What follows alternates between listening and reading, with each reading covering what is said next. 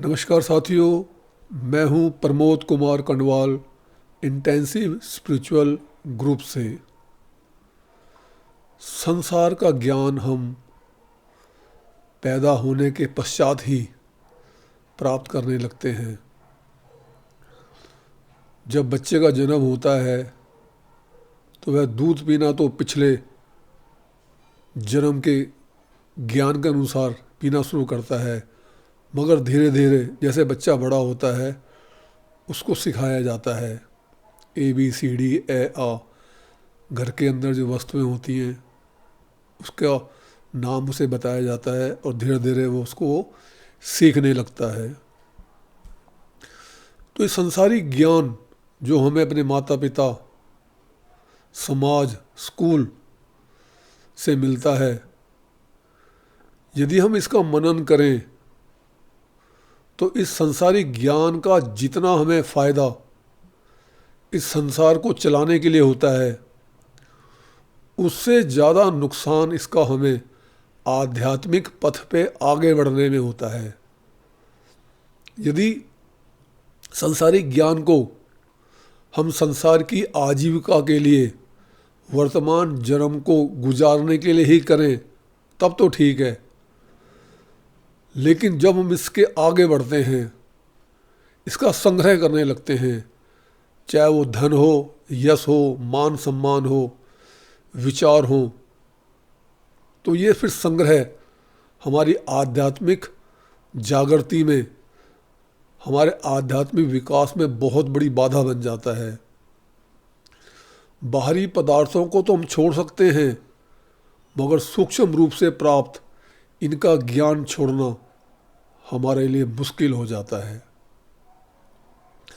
सुख, शांति, ज्ञान दुनिया के किसी भी ग्रंथों में नहीं है, वो तो हमारे भीतर है। ग्रंथों से हमें सिर्फ जानकारी प्राप्त होती है और इस जानकारी को छोड़ना हमारे लिए और भी कठिन हो जाता है। ज्ञान या सत्य पुस्तक से नहीं मिलता और न ही इसका कोई स्कूल, कॉलेज, यूनिवर्सिटी होती है और ना ही इसकी डिग्री का कोई डिस्ट्रीब्यूशन होता है। ज्ञान तो संत महात्माओं की कृपा के द्वारा हमारे भीतर प्रवेश करता है। इसके लिए किसी कागज कलम की जरूरत नहीं होती। जो बहुत कठिन खोज है आदमी उसमें लगा हुआ है, जैसे अणु, परमाणु, electron, neutron, proton, theory of relativity, quark, string theory, या ये जो लार्ज हैड्रन कोलाइडर स्विट्जरलैंड के अंदर जो 27 किलोमीटर लंबी सुरंग के अंदर जो प्रयोग हो रहे हैं, 100 से अधिक देश तथा 10,000 साइंटिस्ट इसके ऊपर रात दिन सुबह शाम काम कर रहे हैं 2004-5 से।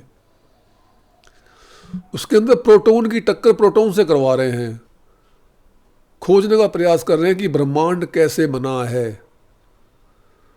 मगर कोई ये जानने की कोशिश नहीं कर रहा कि हम कैसे बने हैं और हम क्यों बने हैं, हम कर क्या रहे हैं और हमें करना क्या है, हमें जाना कहाँ है, हमारा उद्देश्य क्या है। बस पदार्थ को खोजा जा रहा है और पदार्थ को खोजते खोजते हम बहुत गहराई में चले भी गए हैं, लेकिन पदार्थ तो आखिरकार पदार्थ ही है। हमारा पदार्थ से कोई लेना देना नहीं। पदार्थ अलग मसाले का बना हुआ है और हम अलग मसाले के हैं। शरीर भले ही उस पदार्थ का बना हुआ है जिसे वो खोज रहे हैं, लेकिन उनका उद्देश्य ब्रह्मांड की उत्पत्ति को खोजने का है, स्वयं को खोजने का नहीं। परमपिता परमात्मा सिर्फ विस्मृत हैं, हमें उन्हें सिर्फ स्मृति के अंदर लाना है। जैसे घर में कोई वस्तु खो जाती है तो हम दिमाग में थोड़ा जोर देके उसे याद करते हैं, उसे ढूंढ लेते हैं। बस हमें इतना ही करना है। हम इतना नहीं कर रहे, बल्कि सारे देश मिल करके बड़ी बड़ी प्रयोगशाला बना रहे हैं, उसके अंदर ब्रह्मांड को खोज रहे हैं।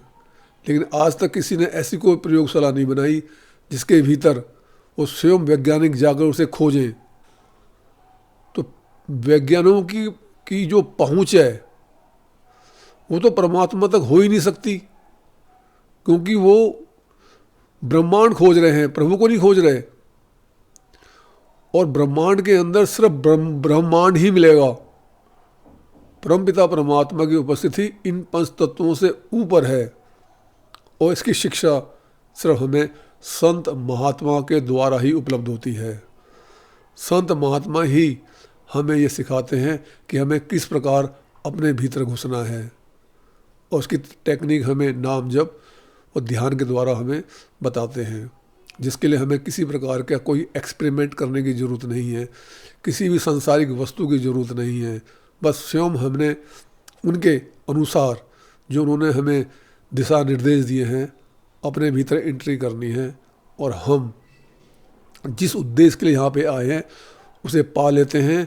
हम समझ जाते हैं हम कौन हैं, और फिर हम हमेशा हमेशा के लिए सुख में तथा आनंदित रहते हैं। यदि आपको ये संदेश ज्ञानवर्धक तथा उपयोगी लगता है तो आप वीडियो को लाइक तथा चैनल को सब्सक्राइब कर सकते हैं। गुरु भगवान सबका कल्याण करें।